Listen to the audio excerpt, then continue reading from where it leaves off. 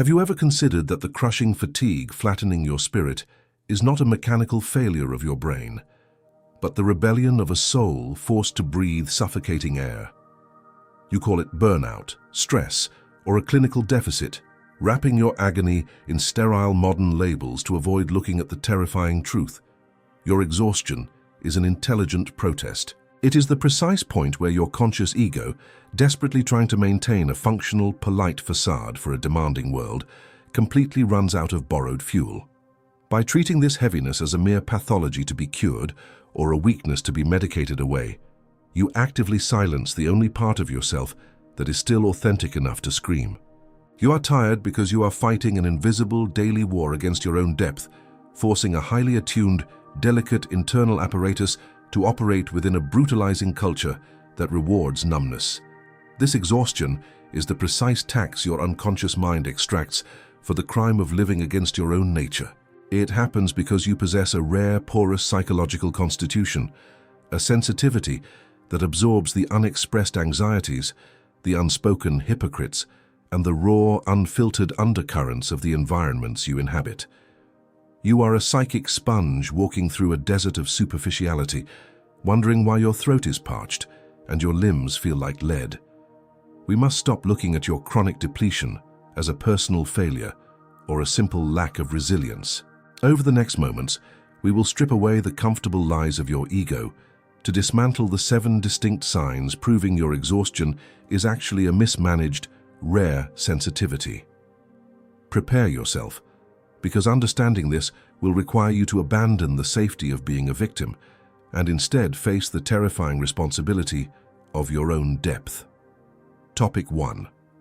The weight of the unpoken psyche. You are chronically exhausted not because of what people say to you, but because you are constantly processing everything they leave unsaid. When you enter a room, your conscious mind attempts to focus on the trivial pleasantries and social scripts, but your deeper psychological apparatus immediately begins digesting the hidden currents of the environment. You instinctively register the subtle tension between a couple pretending to be happy, the repressed hostility of a manager cloaked in corporate politeness, and the profound loneliness radiating from a smiling colleague. This is not a choice or a conscious talent you can simply turn off.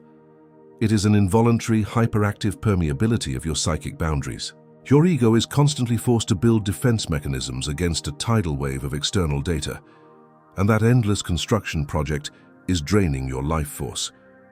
This exhausting phenomenon is a direct consequence of what I have termed psychological projection and the shared atmospheric unconscious. Most individuals live in a state of relative somnambulism, completely unaware that they are constantly projecting their repressed shadows outward onto their surroundings and onto other people. A sensitive individual, however, acts like a highly sensitive photographic plate, capturing these invisible emotional emissions with excruciating clarity.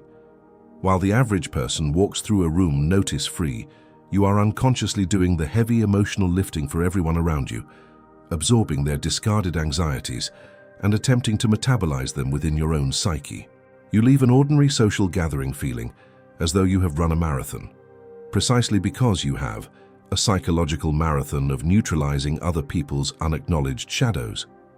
Consider the moment you return home from an apparently normal day at work or a casual family dinner, feeling a sudden inexplicable anger or a profound, hollow despair. You immediately blame yourself, assuming you have a low tolerance for socialization or that your mind is inherently fragile. The truth is far more unsettling, that anger and despair do not belong to you at all. They are the psychic, toxic waste of the people you just left, which you clumsily adopted because your boundaries are porous. By failing to differentiate between your own emotional reality and the projected neuroses of your environment, your ego becomes completely overwhelmed and ceases to function efficiently. The resulting fatigue is actually a survival mechanism, a desperate emergency shutdown initiated by your unconscious to force you into isolation so your psyche can purge the foreign matter it has swallowed. You will remain perpetually exhausted until you learn to ask yourself with ruthless honesty who this heaviness actually belongs to. Topic 2. The rebellion of the false self. The fatigue paralyzing your body is the exact measure of the energy it takes to maintain the elaborate lie you are living. Every single day, you step out into the world wearing a carefully constructed persona, a psychological mask designed to meet the expectations of your family, your career, and a highly standardized society. For a person of rare, intense sensitivity, building this mask requires an immense, unnatural distortion of internal truth. You must consciously tone down your intensity, hide your intuitive leaps, and pretend to care about trivialities that bore you to tears. This constant act of performance is not merely a social necessity, it is a violent suppression of your genuine nature. Your exhaustion is the friction created by your true self dragging behind you, while your persona desperately sprints forward to please a world that does not know who you actually are. In my lifelong study of the human mind, I have observed that when the ego becomes too detached from the instinctual, authentic core of the personality, a profound neurosis occurs. Your chronic tiredness is exactly that. A healthy, defensive neurosis engineered by your unconscious to sabotage your ability to keep pretending. The unconscious mind possesses an intelligence far superior to the desires of your conscious ego. It sees that you are wasting your precious life force on a counterfeit existence, and so it pulls the plug on your energy. It makes your eyelids heavy, it drains your muscles, and it robs you of motivation, precisely so that you can no longer successfully perform the duties of your false self. It is a forced strike, an internal labor dispute where your soul refuses to work for a master that constantly betrays it. Think about the sheer agonizing effort it takes to smile when your internal world is mourning, or to participate in hollow small talk when your mind is starving for depth. You have convinced yourself that this effort is just the normal baseline of adult life. But your body is telling a completely different story. Every time you say yes to an obligation, when your entire being is screaming no, you commit a microaggression against your own psychological integrity. This accumulated self-betrayal acts like a slow leak in a tire. You don't notice it immediately, but eventually you are running on the rims, wondering why every movement feels so agonizingly difficult. Your exhaustion will not be cured by a vacation or a better sleep routine, because you cannot rest your way out of a psychological forgery. You will only find your energy when you find the courage to let the persona crack, allowing the uncomfortable, unrefined truth of who you are to finally breathe. Topic 3. The intrusive archetypal stream. Your mind feels like a war zone because the thin veil separating your conscious thoughts from the chaotic depths of the collective unconscious has worn dangerously thin.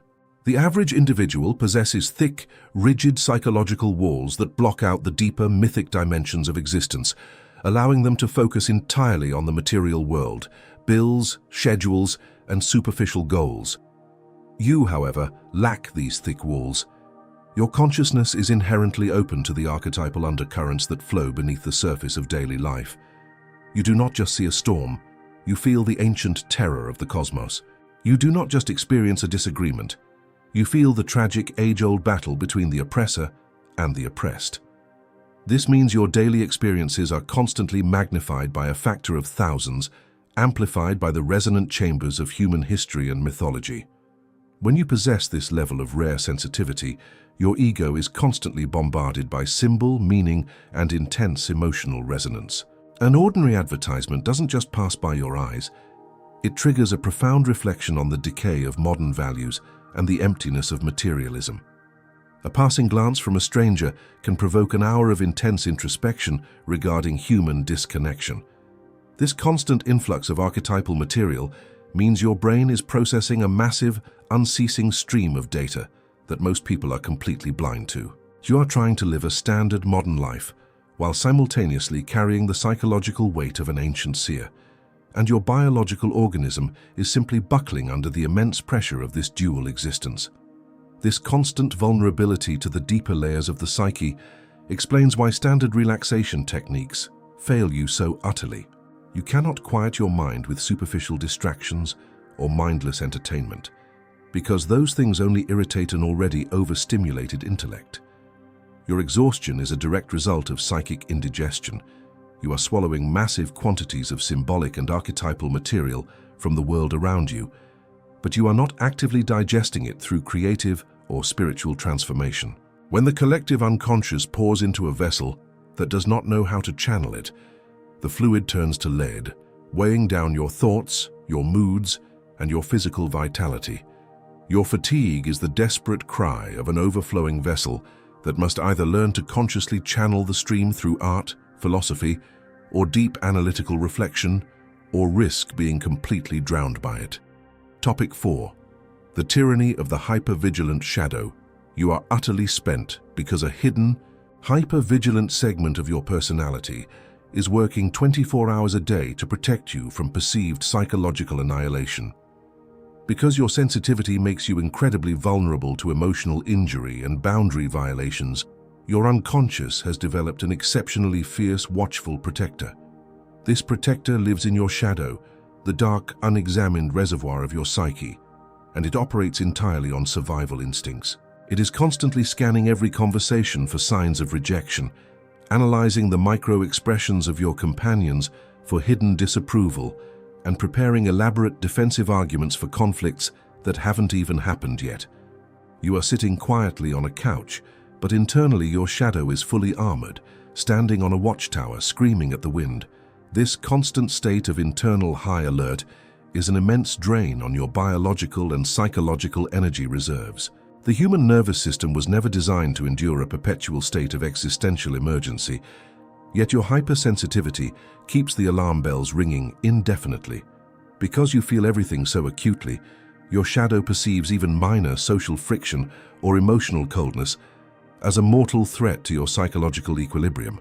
It responds by flooding your system with psychic cortisol, locking you into a rigid state of hypervigilance that masks itself as overthinking, perfectionism, or chronic anxiety. You blame your busy schedule for your fatigue, but the truth is that you could sit in an empty room for a week and still emerge exhausted because the war is raging inside your own skull. To break this cycle, you must confront this paranoid protector within your shadow and understand what it is so terrified of losing. It is terrifyingly protective of your fragile ego because it knows that if you let your guard down, the sheer intensity of your feelings might overwhelm you entirely. It is keeping you exhausted as a tactical maneuver. A tired person doesn't take risks, a tired person stays home, and a tired person avoids deep, unpredictable emotional attachments that could cause immense pain. Your exhaustion is a psychological fortress built by your shadow to keep you safe from the terrifying unpredictability of the world. But look closely at the walls of this fortress. You will realize that the very structure built to protect you from suffering has become the prison cell that is starving you of life. Topic 5. The isolation of the individuation path. The profound lethargy you feel in your bones is the heavy price of an evolutionary urge pushing you away from the safety of the herd. Most people find a twisted sense of comfort in conformity. They happily adopt the opinions, values, and lifestyle choices of the collective crowd, which spares them from the agonizing labor of independent thought. Your rare sensitivity, however, makes it impossible for you to swallow these prefabricated lies without vomiting. You see through the empty consumerism, the superficial status games, and the hollow cultural rituals that everyone else seems to enjoy. This leaves you psychologically stranded, physically present in society, but fundamentally alienated from its core illusions. This constant, unyielding sense of isolation is a massive, silent consumer of your vitality.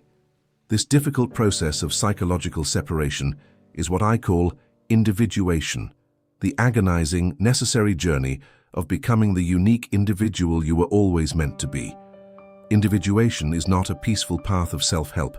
It is a painful spiritual circumcision where you must cut away the expectations of the collective to discover your own internal law. For a sensitive person, this path is uniquely exhausting because you feel the disapproval of the herd with terrifying intensity. Every time you refuse to conform, every time your values clash with the mainstream, your primitive instinct warns you of tribal banishment. Your conscious mind tries to play it cool, but your unconscious registers the immense friction of walking upstream against the entire current of contemporary culture. You often look at the people around you, those who seem to possess endless energy for trivial gossip, climbing corporate ladders, and superficial entertainment, and you feel an intense envy mingled with self-loathing. You wonder why you lack the stamina to participate in the normal human comedy. The truth is disconcerting. They have energy because they are swimming with the current of the collective illusion, powered by the momentum of the crowd. You, by contrast, are paddling a fragile canoe against a massive, roaring river of cultural conformity. Your exhaustion is not a sign of weakness. It is proof of the immense spiritual weight you are carrying by daring to seek an authentic existence. You are tired because you are building a soul from scratch, rather than renting one from the society around you. Topic 6. The paralysis of the intuitive ghost. You are perpetually exhausted because you live primarily in the future, leaving your physical body stranded in the present like an abandoned, undernourished house. A rare sensitivity is almost always accompanied by a highly developed function of introverted intuition, a psychological capacity that perceives possibilities, hidden connections, and future outcomes with startling clarity. Your mind does not merely observe a situation as it is. It immediately leaps 5 steps ahead, visualizing how it will decay, how it could evolve, or the disaster that awaits if certain variables change. This means you are rarely ever fully present in the room you are standing in. Your consciousness is perpetually haunted by the ghosts of what could be, leaving your actual physical organism running on autopilot. Living so heavily in the intuitive realm creates a profound rift between the mind and the physical body. The body exists exclusively in the concrete reality of the present moment. It requires food, rest, tactile connection, and physical groundedness. But your intuitive mind treats the body like a rented vehicle, driving it at breakneck speeds through abstract landscapes of thought and anxiety without ever stopping for maintenance. You ignore your physical limits, bypass your basic bodily needs, and dismiss your physical fatigue as an annoying interruption to your mental processing. Eventually, the body rebels against this tyranny of the intellect. It pulls the emergency brake, plunging you into a state of heavy, immovable exhaustion to force your floating consciousness back down to earth. This intuitive hyperactivity also means you are constantly mourning tragedies that haven't even occurred yet. Because you can see the trajectory of relationships, societal trends, or personal projects so clearly, you often experience the grief of their ending long before they actually conclude. You are burning through your psychological fuel by living through multiple hypothetical futures simultaneously, reacting with real emotional intensity to imaginary scenarios. Your ego is utterly worn out from fighting ghosts and solving problems that do not yet exist in the material world. Your chronic fatigue will never lift until you learn to tether your soaring intuition to the dull, heavy, yet stabilizing reality of the present physical moment, allowing your body to catch up with your wandering mind. Topic 7. The exhaustion of the compassionate vampire. Your deep depletion is the inevitable result of allowing your sensitivity to be weaponized into an unpaid spiritual rescue service for the damaged egos around you. Because you possess a rare capacity for deep empathy, you can feel the suffering of others as if it were a physical weight on your own chest. This makes you an incredibly attractive target for psychological vampires, individuals who refuse to do their own internal work and instead seek out sensitive souls to dump their emotional toxic waste into. You listen to their endless complaints, you absorb their toxic anxieties, and you offer your life force as a sacrificial offering, falsely believing that your compassion will cure them. The reality is far uglier. You are simply enabling their stagnation while bleeding yourself completely dry. This destructive dynamic is rooted in a profound inflation of your own ego, masked as noble altruism. You have unconsciously adopted the archetype of the savior or the wounded healer, believing that it is your cosmic duty to fix, heal, and hold together the broken pieces of the world. By focusing entirely on rescuing others from their own self-inflicted chaos, you conveniently avoid the terrifying responsibility of facing your own internal darkness. Your sensitivity has been warped into a defense mechanism against true self-examination. You keep your hands full with other people's emergencies so you never have to look down at the unexploded bombs sitting within your own subconscious mind.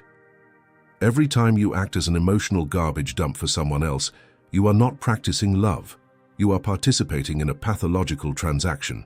You receive a fleeting sense of worth and validation from being needed, and in exchange, you forfeit your vital life energy.